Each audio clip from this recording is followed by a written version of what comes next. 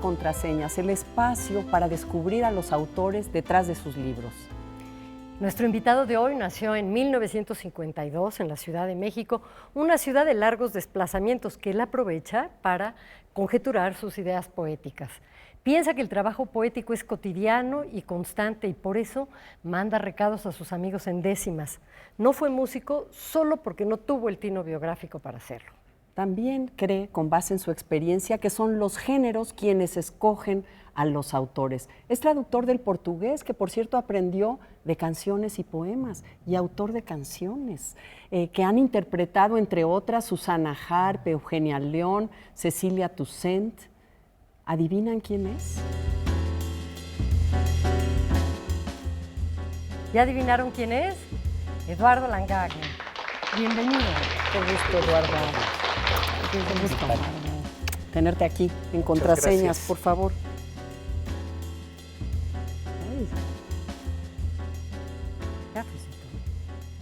Fíjate que sabemos que naciste en la Ciudad de México, pero tus primeros años, Eduardo, no los pasaste en la Ciudad de México. Anduvimos por Mexicali, anduvimos por Hermosillo y por Chihuahua, principalmente. Casi desde los, ¿qué serían? 5 años y poco, ya llegamos de nuevo a la Ciudad de México, donde yo había nacido, y aquí nos quedamos. Oye, pero ¿y esa infancia trashumante tuvo, sin embargo, un momento en el que se fijó en un diario, ¿no? El diario que tu madre después te regaló y en el que escribió durante tus primeros años? Esto es una cosa insólita. El primer hijo falleció en Mexicali, por esa razón nos venimos a México. A que decir, se vino mi mamá a México, yo con ella en la barriga, pero para que yo naciera aquí por el temor que tenía. Entonces sí dedicó mucho tiempo, nació mi hermana a los 2 años y a los 4 nació mi hermano ya en Chihuahua. Pero ella hacía un diario y eso te permite saber pues qué haces en esas edades y sorprende muchísimo. ¿Cómo qué? ¿Cómo qué supiste? Porque memoria antes de los 5 años no tienes, ¿no? Pero por ejemplo, anota con la fecha de diciembre del 53. Tiene menos de 1 año y me ha dado grandes sustos, dice. O sea, ya andabas me iba espantando. solo, pues Mexicali, no hay carros, ¿no? Claro. Caminaba yo 1.5 cuadras antes de cumplir 1 año a una casa donde después supe que me daban una paleta o algo así y yo regresaba a casa. Ahí estás, mira, sería esa edad, ¿no? Esa es debe todavía ser un más poco chico. de más, sí. Esas ya son, en Chihuahua deben ser, ya con mi hermana, yo creo que ahí tengo 3 años y mi hermana 1, digamos, ¿no? Todavía Oye, y además, nacería mi hermano. Perdón, además de saber que te escapabas antes de cumplir 1 año, que ya es una cosa muy impresionante. Sorprende. Sí, sorprende. ¿Qué otras cosas encontraste en ese diario que cambiaran tu identidad, tu idea de ti mismo? No, eso me sorprendía mucho por la manera como está el testimonio, por fechas, además el orden cronológico, pues es el testimonio de que de verdad ocurrió, de otro modo no sabría que así es, ¿no? Y casi uno piensa que eres un desconocido, Sí, ¿no? claro, y piensas además que a estas alturas en la Ciudad de México no dejarías a un hijo que salga, pero ni a los 18. Y luego la Ciudad de México también dieron saltos, o sea, tienes una memoria de varios domicilios, De varios domicilios. Bueno, es porque los trabajos en ese tiempo, al tener hijos pequeños, mamá quería estar cerca de casa, ¿no? Entonces nos íbamos moviendo un poquito según el lugar donde el trabajo aparecía y así fue que nos movimos por varios domicilios, en la colonia Juárez, la colonia Roma, etcétera. ¿Qué hacían tus papás? ¿Qué hacía tu papá? Eran empleados, papá era un obrero de imprenta y mamá trabajó como cajera. La verdad es que antes trabajó como extra del cine.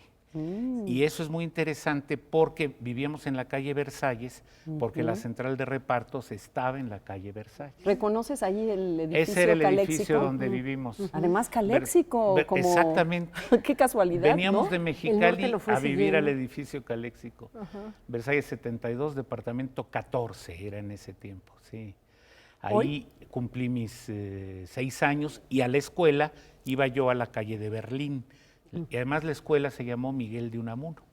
O sea, ya estaba algo No, marcándolo toda de la poeta. historia desde la infancia. Y el padre trabajando en una imprenta, el Es olor cierto. a tinta, tu trabajo como escritor, pero también de alguna manera editor.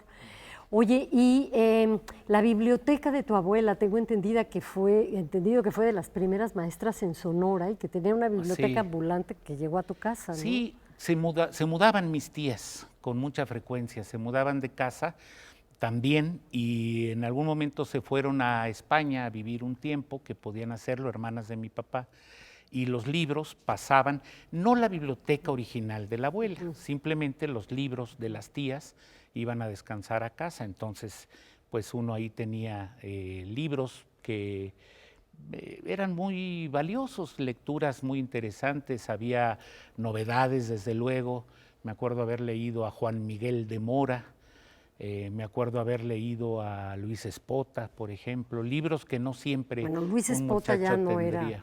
era persona para leerse en la infancia. En ese año tal vez, fíjate, porque yo no recuerdo en qué edad, lo habré leído a los 10, 11 años. ¿A Luis Espota? Yo creo que Qué sí. bárbaro. Anda. Oye, Eduardo, pero a mí siempre me ha precoz. dado mucho curiosidad, no sé si a ti, Rosa, Langagne. O sea, uno lee tu apellido y dice Langagne, Langagne. ¿De dónde es y cómo lo pronuncias o cómo nos lo explicarías? Sí. Mira, me preguntaron cómo decirlo, porque la gente que habla francés dice Langagne, como nadie se atrevería a decir Chaquespeare, por ejemplo, ¿no? Sí. Y en una ocasión hace poco, estando en Cuba, una persona me preguntó, entonces yo le di una explicación y después, porque se usa mucho hacerlo allá, el verso medido, el verso rimado tiene impacto ahí con la gente. Entonces, mientras otro compañero hablaba, yo tracé una décima, pensé en aprendérmela, pero no me la pude aprender, pero dando esa explicación, ¿no? Yo decía así, es Langagne mi apellido, aunque en francés es Langagne, con una ñ que tañe genealogías del sonido. La bisabuela hizo un nido fugaz y fundó el crisol con un francés bajo el sol del puerto de Veracruz. Y así, cuando vi la luz, lo pronuncié en espagnol. Que además esta palabra, decir que lo pronuncio en espagnol, me lo dijo Tomás Segovia, fíjate. ¿Sí? Un día íbamos en un autobús rumbo a Aguascalientes a una entrega de premio cuando ganó Coral Bracho el premio, tal vez el año Hace 81. poco, ¿no? Ah, No. 81. El Aguascalientes. Y claro. Tomás me dice, ¿por qué pronuncias tu apellido en espagnol? Entonces mi explicación aprovechaba ese ingenio de Tomás para eso. Escribes tantas décimas. Para mí ha sido muy impresionante cuando nos hemos comunicado por internet que me contestes en décima, ¿no? La habilidad que tú tienes, esta relación con la música y la literatura, no es algo tan usual, sobre todo sí la relación de los escritores con la música, pero no que sean compositores a la vez. Y es tu caso y además exitoso, ¿no? Bueno, exitoso es un decir, pero sí, el trabajo que uno hace siempre tiene que ver con este gusto por la palabra. A mí me gustó hacer canciones y después, cuando vi que no podía ser buen intérprete, comencé a hacer letras de canciones, la música también, pero siempre la canción hay que enseñarla, hay que mostrarla y uno no tiene ese sonido que permite mostrarla a más gente, es decir, lo haces en la casa, a una cantante le enseñas la canción y ahí pasa. Pero de ahí tuvimos un taller literario con músicos y rápidamente comenzamos a pasar a la poesía. En la secundaria yo estudié muchísimo poesía. Mira, ahí hay una musiquita, a ver. Calavera Catrina en tu sombrero adornado, se nota que Susana Harp, ¿verdad? Sí. el cuero se me enchina, es decir, ya pido La esquina de Catrina. desechanza constante. Con su sombrero, me encanta la imagen que construyes. De tu poder. Una canción que además ha tenido muchas Sí, interpretaciones, muchas fíjate, versiones, ¿verdad? afortunadamente mi hijo me hace la mofa que hace un hijo diciendo que es el One Hit Wonder, ¿no? Que es también músico tu es hijo, músico, además, sí, ¿no? el hijo mayor. El Sí. hijo menor también, aunque Fíjate. está ahora del lado de la psicología y haciendo juegos de video y estas cosas. Pero fue una suerte que esta canción funcionara. Y yo hice la letra encima de la melodía, es decir, casi siempre hago la letra y luego pongo la música. Pocas veces hice primero la música y luego la letra o simultáneas. Este fue un caso simultáneo. Comencé a hacer la canción prácticamente como quedó, con la armonía y todo lo demás, y la letra la fui construyendo.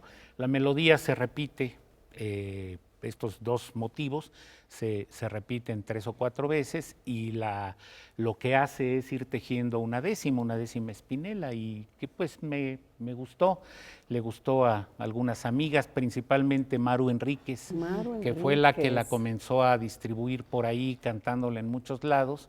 Y pues ahí solita camina la música. Oye, eso me recuerda a la época de las peñas. O sea, Maru Enríquez me lleva a la peña del Nahual, los años 70, que están en todos tus libros casi, ¿no?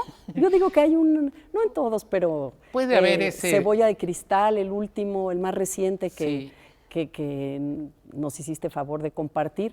Hay una nostalgia por los 70s y pienso en esa época. Puede haber un dejo. Yo creo que aprendí muchísimo. Aprendimos, cosas que no son frecuentes. Primero la palabra solidaridad en toda su extensión. Claro. Aprendimos la música de todo el continente, aprendimos por lo tanto poesía de todo el continente, y en esa distribución los grupos folclóricos nos ayudaban a compartir, a convivir. Y sí, por supuesto que también al mismo tiempo uno escuchaba rock, ¿no? Ahí están las peñas. Claro. Claro, ¿y quién no fue a una? El Cóndor Pasa, que Mira. estaban muy ligadas además a la idea de hacer labor social, ¿no? Sí. Y a la idea de Latinoamérica. Que, Así es. A pensar Ahí está el Latinoamérica grupo como Ignocuicatl. Mira, mi compadre está ahí a la izquierda con su guitarra. Ahí estamos en León, en un centro con Alejandro Pérez, que es un excelente compositor, excelente músico. Era el bajista del grupo Astillero. Ahí estamos en la Peña Tecuicanime, en Tonalá 99, teléfono 841005. Eran 6 dígitos nada más. ¿Y esa es memoria de poeta o memoria de la vida? No lo sé decir, fíjate. Yo creo que te acostumbras, tienes algunos datos en la cabeza y se te quedan, ¿no? Ay, déjame volver un segundo nada más a tu infancia y a tu madre, que dices que fue extra de cine. ¿Tú tuviste la oportunidad de verla? ¿Has tenido la oportunidad de verla? Sí. Por ejemplo, en El Fistol del Diablo, buscándola en YouTube, encontramos varias escenas donde aparece mamá. Algunas yo las había visto, es decir, sabía de ellas, no las había visto en YouTube, pero ahora las puedes ver con claridad, puedes detener ahí un poquito la pantalla, verla un rato a sus 27 años, 28 años. Impresionante verla ahora. Impresionante. ¿No? Sí, Y algo de una la música muchacha. también te viene de tu madre, Mamá ¿no? cantaba muy bien. Si ella ha sabido que cantaba tan bien, se hubiera podido dedicar a cantar. Para seguir hablando ahorita de cómo de la música te vas a la poesía o convives con tus partes, vamos a un corte, quédense con nosotros. Nunca lo olvidaré yo.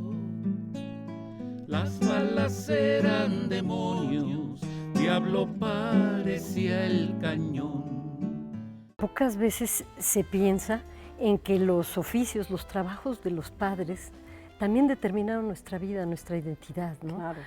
Los papás tuyos tuvieron, sobre todo tu madre, varios oficios, además de ser una extraordinaria cantante, que no ejerció como cantante, fue taquillera del Frontón México. Sí. Fíjate que papá leía, por ejemplo, uno de sus libros de cabecera era Los Hermanos Karamazov. Y él siempre se jactaba de haber leído algunos libros de Dostoyevsky. Y además, otro libro que tuvo siempre en su buró, uno de mis hermanos lo tiene, ahora vive en Aguascalientes, Rafael, es el libro de José Hernández, El Martín Fierro. De modo que había sentencias, dichos, cosas que leía en voz alta y que nos contaba. Sí, había en las cajas de libros de mis tías, libros de poesía. El Declamador sin Maestro, Claro, que yo creo que claro. muchos lo tuvimos en la mano, y otros. Y tú ibas al Frontón, es que el Frontón es un espacio que se ha abierto, se ha cerrado, Sí. pero de alguna manera... Era muy niño, Eras muy niño. era muy niño, pero no podías entrar, podías entrar un momento a algo, pero no.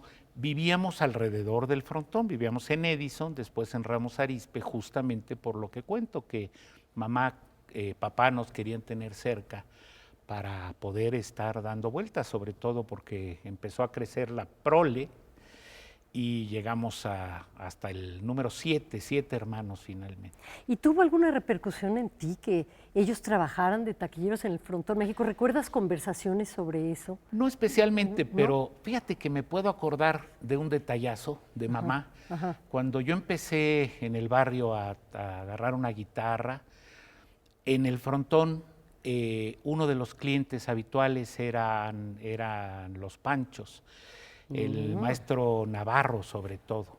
Y a mi mamá se le ocurrió, le dijo un día, oiga maestro, ¿no tendrá entre sus curiosidades una guitarra que me venda para mi hijo? A mi papá le dijo, no creo que venda. Y él le dijo, no, pero mire, vaya a tal lugar, ahí consigue, yo las uso todas. Todas tienen para mí memorias, recuerdos. Pero es decir, mi madre simplemente me quería comprar la guitarra de uno de los Panchos para que yo aprendiera. Eso me parece muy generoso, lo increíble. recuerdo y me da de verdad estremecimiento. ¿Cómo no? ¿Cómo no? Es un recuerdo nostalgioso, Sí. entrañable. Y tu madre cantaba y a la vez acotaba las canciones, ¿no? Las comentaba. Sí. Y mira, Ya. estamos viendo instrumentos que tú tienes, ¿no? Son en casa, sí, es un 4, una jaranita, una quinta guapanguera, algunas guitarras ya bastante gastaditas. Esta es una guitarra que compré en el año 80, ¿no? Son tus criaturas, las sí, mimas. El ukulele que se empezó a poner de moda después de que Paul McCartney contó que en casa de George Harrison lo usaban. Me lo regaló un amigo, sí, ahí está la quinta guapanguera, la jaranita, en fin. Sí, imagínate, sería delicioso. A mí me gusta, bueno, las afino, les cambio las cuerdas, toco 2, 3 acordes en cada una, pero pues no soy un ejecutante. He tenido suerte de tocar, por ejemplo, en la Huasteca con huastecos. Me dan chance de tocar ahí la jaranita, pero no tengo la habilidad que se requiere para eso. Qué Oye, a maravilla. mí me llama mucho la atención que has contado que en este grupo que estabas del Centro de Estudios Folclóricos Latinoamericanos, que dijiste Latinoamérica, pues entonces nos falta Brasil. Sí. Y si nos falta Brasil, nos falta el portugués. Y te pusiste a aprender portugués. Así es. Fíjate que era la discusión de aquellos años. Acuérdate que se pasaba uno toda la noche en discusiones estériles, amanecía. No tan estériles. Hay que ser más justos con Tienes nuestro razón, pasado. en discusiones. Tomábamos toda la noche discutiendo algunos temas inolvidables, pero que ya no sabemos cuáles eran, ¿no? Sí, resulta que justamente pensé que Latinoamérica, pensábamos varios, tenía que incluir a Brasil. Y yo dije, pues tenemos que aprender portugués. Y empecé entonces, oíamos música, pero conseguí libros de poesía brasileña, me junté con gente de Brasil. En el año 80 conocí una familia, hasta la fecha son amigos, la hija, las hijas. Y bueno, a partir de ahí comencé a buscar. Para mí es una herencia muy grata de estos amigos, la lengua portuguesa. Porque además te acercó también a la literatura a la música de la que ya estaba cerca y a la literatura portuguesa. Tú interpretabas en la guitarra. Como está canciones para esta interpretando. familia. Sí, como estás cantando, ¿verdad? No, Eres tú, parece ahí que en eres la tú. música. ¿O no? Hice un corrido que me pidieron en el Fondo de Cultura en el centenario de Efraín Huerta. Fue una generosidad de Tomás Granados, de Pepe Carreño. Encontraron al investigar los diarios en Guanajuato donde participaba Efraín Huerta, encontraron un corrido, el corrido de la enamorada, que él hizo como parte de la reseña, hablando de María Félix, toda la película. Entonces yo tomé algunos versos, los acomodé, hice esta canción. Aquí el problema es que yo soy solito el que la interpreta, encimé las guitarras, encimé las voces, le metí una armónica, así que como verás, esto funciona solo como dato de cómo va la canción. La orquesta. Sí. Oye, pero siguiendo con lo del portugués, tú y yo compartimos una pasión literaria que es Joaquín María Machado de Assis, y tú fuiste de los primeros traductores al español, ¿no? Sus primeras obras las tradujiste. Fíjate que hay una traducción maravillosa del maestro Alatorre, que es quien nos enseñó que se podía traducir. Y luego Sergio Pitol, cuando en distintos proyectos editoriales convocó traductores. Yo no diría que soy uno de los primeros porque también tenemos en México la traducción que hizo Francisco Cervantes de algunos cuentos. Sí. Sobre todo el maestro Alatorre fue quien dijo, oye, vamos a leer con cuidado a este autor. Pero no tanto de los primeros cuentos y de la primera novela. Eso sí, claro. eran ya de las obras más conocidas. Sí, la primera novela me pareció esencial porque aunque no es, digamos, la gran novela latinoamericana, sí te enseña mucho de lo que va a venir trabajando Machado de Asís. La novela es del año 1872 y los primeros cuentos son de ese alrededor. Y en ese momento Río de Janeiro es un gran testimonio, pero la ciudad es pequeñita. Para llegar a, bueno, Ipanema era una zona lejana, pero para llegar a Copacabana había que cruzar los cerros, ¿no? Entonces era el centro, una ciudad totalmente distinta. Les gustará incluso a los urbanistas, a los arquitectos, leer los cuentos porque te refiere los caminos que andan los personajes, cómo van de un lado a otro, y es maravilloso. Mira, y ir de un lado a otro. Me encanta esto que dices de la literatura como un lugar para leer también otras cosas, ¿no? Y esto de ir de un lugar a otro me recuerda a tu poemario, donde un poema se lo dedicas a Johnny Weissmuller, Tarzán. Fíjate que más que parte de las devociones, yo creo que una de las mejores escenas que vi de niño era aquella de Jane y Tarzán en un lago, nadando, con una gran danza, una coreografía maravillosa. Años después supe, pero hace poco, que hubo una escena de ambos, ya la bailarina estaba desnuda, y también se logra ver, ya hay quien la tiene y es maravilloso. A mí me pareció impresionante el modo como vino a México, cómo se quedó a vivir, y para mí esa idea de que estuviera pasando sus últimos años en una casa de campo mirando una piscina, La me total parecía, decadencia. claro, el regreso al agua. Por eso pienso en el poema, ¿por qué no lo dejamos que se vuelva a tirar a estos 80 años y que así como empezó la vida termine en un líquido, ¿no?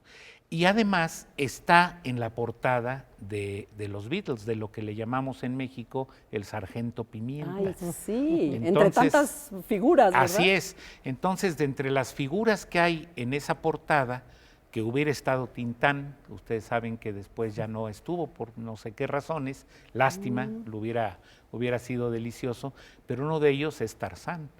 Y me parecía, bueno, es el soundtrack de nuestra vida, es el sonido que tuvimos, cuántos años estuvimos oyendo de muchachos este disco, y pasados los años, pues cuando regresas a él, es siempre fascinante.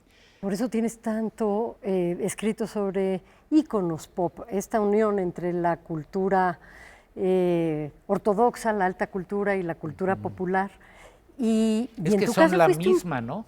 Es la Es misma, cierto. claro, pero recientemente lo supimos. Exacto. Y en tu caso quizá desde la secundaria lo sabías, porque a ti te tocó estar en un colegio dirigido por Arqueles Vela, nada menos, Sí, ¿no? la secundaria anexa a la normal superior. Nosotros no sabíamos que el maestro, el director de la escuela era un escritor, pero cuando él hablaba, había una clase, íbamos de lunes a sábado de 8 a 2, y una de las clases se llamaba biblioteca. Él entraba a la padre, ¿no? biblioteca. Yo quiero que se vuelva a Ay, fundar sí, esa claro. clase. qué maravilla. Y comentaba alguna cosa y en 20 minutos y te dejaba maravillado y te salías. Yo cuento, y parece mentira, que había unos 4 o 5 ejemplares del Quijote. La primera vez que lo leí fue a los 12 años, digamos. Pero a la hora que los muchachos fueron a recoger, a sacar de la biblioteca el Quijote, no alcanzaba. Y 2 de ellos se retaron a golpes a la salida. No lo digo con orgullo, lástima que sucedió, pero para ver quién se quedaba con el Quijote. No, el motivo lo valía, claro, qué Claro. maravilla. Sí. Oye, y este libro, tu reciente poemario, Verdad Posible, tú has dicho, digo, tiene un yo, ¿no? Siempre esta poesía que se habla en primera persona. Y muchas cosas de las que estamos aquí conversando tienen que ver con tu poemario, con este tejer cómo se ha mirado. Por ejemplo, el café amargo aparece muchas veces. El café tiene mucha importancia en tu Yo vida, hago en el tu café, ritual, ¿verdad? hace muchísimos años que yo hago el café en casa y pues ahí pensé de pronto que si lo hago muy amargo, pues puede no dejar que cumpla sus sueños la persona que está contigo, ¿no? Sí. Sí, es un poemario que traza 5 rutas distintas, digamos, que se concentran luego en 3, ¿no? Pero que es también una suerte de autobiografía. Es muy interesante ver cómo se entremezclan aquí los géneros. Es poesía, por supuesto, la métrica es importantísima en tu caso y el ritmo, pero también hay mucho de ensayo, de lo que ahora se llama autoficción, como si no todo lo fuera, ¿no? ¿Tú te propusiste hacer este examen de conciencia? Yo creo que uno va buscando en el qué decir algunas variantes, pero que se da naturalmente a partir de las lecturas, ¿no? Me parece que la tradición de la poesía latinoamericana, por ejemplo, ha incluido Brasil, de todo el siglo XX, te dio muchas novedades, muchos ismos que a veces duraban muy pocos años. Hay una durabilidad grande, yo creo, desde los años 60 hasta ahora. Es algo que crece. Las pequeñas variantes que aprendes de cada autor te dan muchas posibilidades de expresar de manera quizá novedosa, a eso aspira uno, acontecimientos, ¿no? Es decir, me parece que está inmersa en esa tradición latinoamericana, sin olvidar, desde luego, las lecturas de poesía inglesa, francesa, etcétera, porque tampoco cierras el mundo. Pero creo que lo que hago es mostrar la lección que he aprendido de los maestros de América Latina. Fíjate que a mí me llama la atención uno que salta un poco porque parece que está en prosa, ¿no? Todo sin mayúsculas, que es recordarnos algo que fue el asombro de nuestro tiempo, que es el momento en que el hombre pisa la luna, ¿no? Y que hablas de este juego que después se dijo que era una foto montada, una ficción se sigue que nos diciendo. sostuvo, pero esa ficción una verdad posible en todo es caso. como si desbancara nuestra Sí. ilusión o nuestro atestiguar algo que nos asombró, ¿no? Nosotros estábamos enfrente de un televisor, en grupo, en pandilla, ¿no? El grupo de amigos viendo el alunizaje, entonces es un hecho singularísimo y la luna tiene muchos efectos. Claro.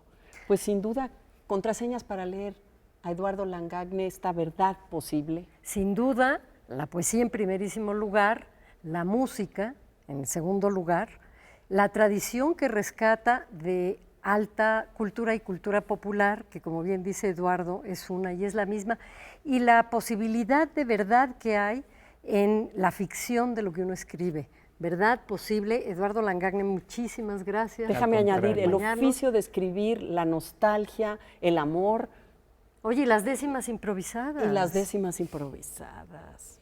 Una para la despedida.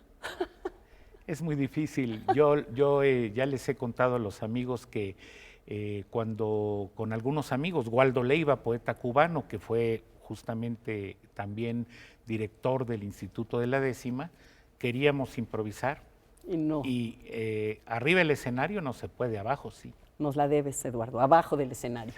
Quédense con nosotros para el próximo programa de Contraseñas. Muchísimas gracias, Al Eduardo contrario. Langagne. Hasta Gracias la a ustedes. próxima. Gracias, Eduardo. Muchas gracias.